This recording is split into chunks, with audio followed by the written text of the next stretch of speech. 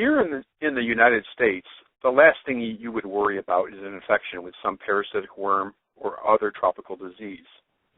However, neglected tropical diseases, or NTDs, are the most common diseases of the world's poor.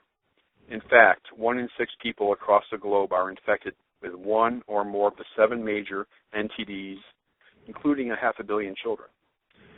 One organization, the Global Network for Neglected Tropical Diseases, exists to battle these NTDs.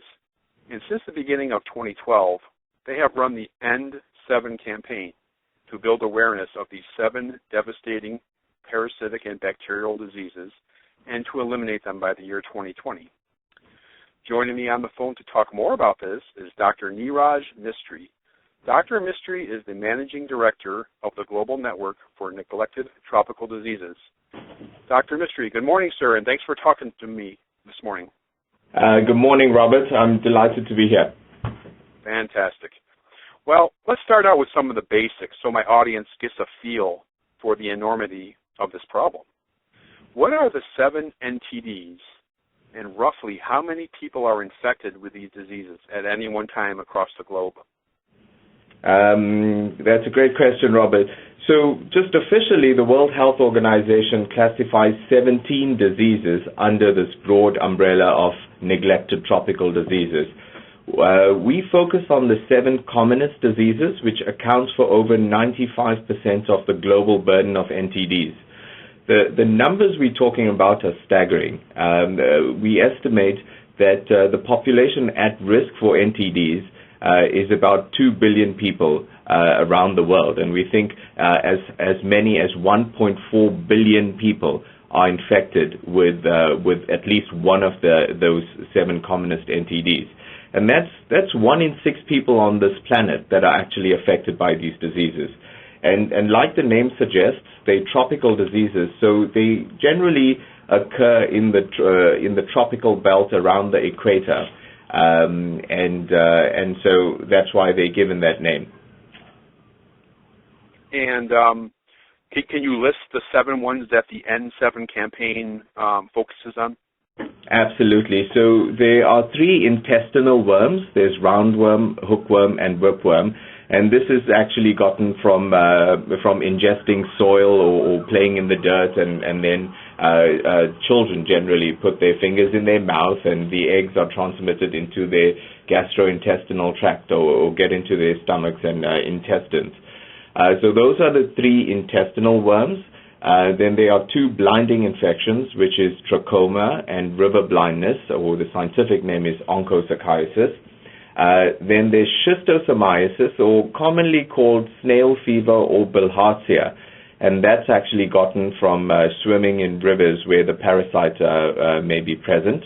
And then there's lymphatic filariasis, or also known as elephantiasis, and as the name suggests, it's with gross swelling and deformity of the limbs that resemble the limbs of an elephant.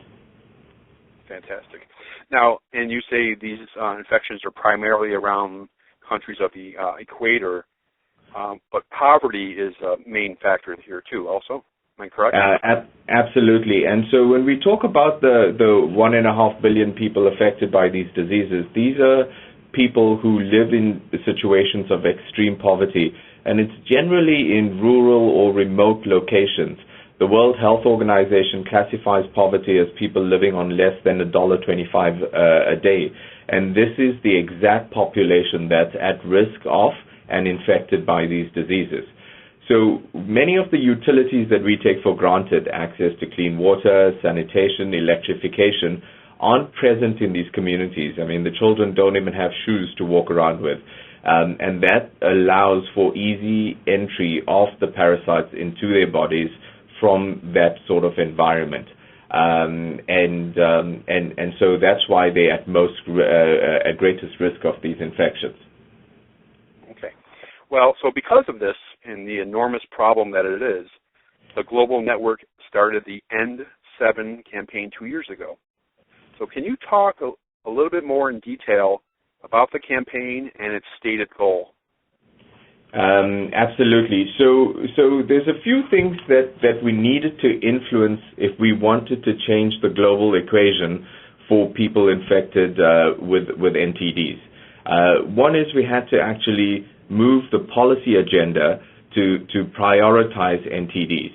And what we realized that in order to move the policy agenda, that is to get wealthier countries like the United States, who have played a leading role in global health and development, as well as the international United Nations agencies, etc., that in order to influence that policy agenda, we had to have public awareness. Because at the end of the day, the United States development programs, for example, are supported by taxpayers and their tax contributions. So they needed to know what was actually going on in the world.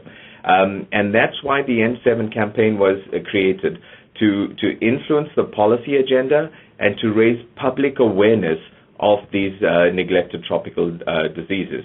But as you've heard now, and your listeners have heard, these are very complex scientific names, and they're not easily understood. So that was part of the END7 campaign, to distill this message and make it more easily accessible to general public audiences, as well as politicians and policymakers. And the stated goal of the END7 campaign? So it's to raise awareness of these diseases in the general public, and to help build the political will and get the resources available to fight these diseases. So we help influence the agenda and get resources allocated to it, but we also create that platform for the general public to engage on this issue. And it's been very interesting, because as people become aware of this cause, they want to do something about it. And so the END7 campaign has enabled an online giving platform for people to actually get engaged. Very good. And I noticed on your website it says, so for just 50 cents, a person can get appropriate treatment against 7 NTDs for an entire year. So it's not going to break anybody's wallet. Absolutely not. And yet that 50 cents makes such a huge difference to the life of the person that's actually going to receive the pill. And the reason why it's so cheap, that's 50 cents per person per year, is that there's an incredible public-private partnership on this. And I think one thing we've realized, that with some of these global health and development challenges, there's no single sector or agency that can actually address these issues on their own. So we need the drug companies who, for NTDs, are donating all the drugs that are required. We have incredible NGOs or non-profit organizations like the Carter Center that are working in the field, in the very remote areas. We have political commitment from the governments in countries affected by these diseases that have instituted policies that allow these programs to happen. So it's a combination of all these things, and I think with the collective shift in consciousness of the general public here in the United States and in wealthier countries, we also get that movement, that social mobilization towards the cause. Mm-hmm. And now, I know the campaign has only existed for 2 years, but do you have any great success stories to talk about?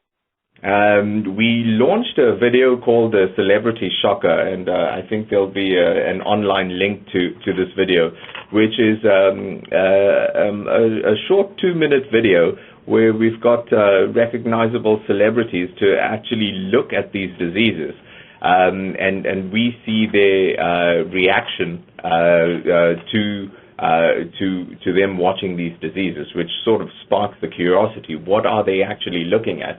But it's been a tremendous tool in grabbing the attention of general public audiences online, and so there's been this huge social media mobilization of the campaign, and in a short period of time we got over 500,000 people that have actually viewed this video and started spreading the word. But what has happened as a result of this is there's been a lot of grassroots mobilization. So we've had everything from students having fun walks, to cake sales, to chapters of the Rotary Club mobilizing to get some resources, and every $100 treats 200 people. So a small amount can make a huge difference, and I think that's been a testament to the success of this campaign. But with that, we've had, in Myanmar, for example, working with the World Health Organization and the government, we've provided treatment for more than 36 million people in 1 week. That's 36 million people. So the scalability of these programs and the impact of it is actually quite huge. Oh yeah, that's incredible. Fantastic news, and it's really very thrilling to see that. You're getting a lot of celebrities from both in the U.S. and from abroad on board for this campaign. Mm-hmm. What I want to add is the reason why we're calling it END7 is because unlike many other health and development programs, we can actually see the end of these diseases with these campaigns. And this is where we're working towards the 2020 target. And this is with the World Health Organization and all these partners, that the science is showing if we do this consistent treatment over 7 consecutive years, 7 to 8 years, we can actually eliminate these diseases from many communities. And so that's the excitement about this. But with success, we've got to sort of keep the pressure going. The moment we let our guard down with many of these health programs, we could regress. And so that's why we have this urgency and this fever to get this done. Let me go ahead and close with this. If someone wants to help, either with time or money, where should they go for more information? So they should go to our website, and firstly they can find END7 on Facebook, and most people are on Facebook, and so we're using an existing Facebook platform where they can go, they can like the campaign, and they can watch the videos, they can share it with their friends, and they can make a donation, and that's the critical thing, because as people understand the cause, they actually can become champions for it. We've also created a tool that's accessible online. So if people are having everything from birthdays to weddings and graduations and bar mitzvahs, they can actually make those occasions a bit more meaningful by giving a theme to it that has a larger social benefit or good. And that's the peer-to-peer page that we've actually created and linked to our Facebook page. That's END7.org. Perfect. Well, thank you, Dr. Mistry, for your time, and thanks for overseeing this incredibly important work. Thank you, Robert. Okay, sir. Have a great day. Cheers. Bye.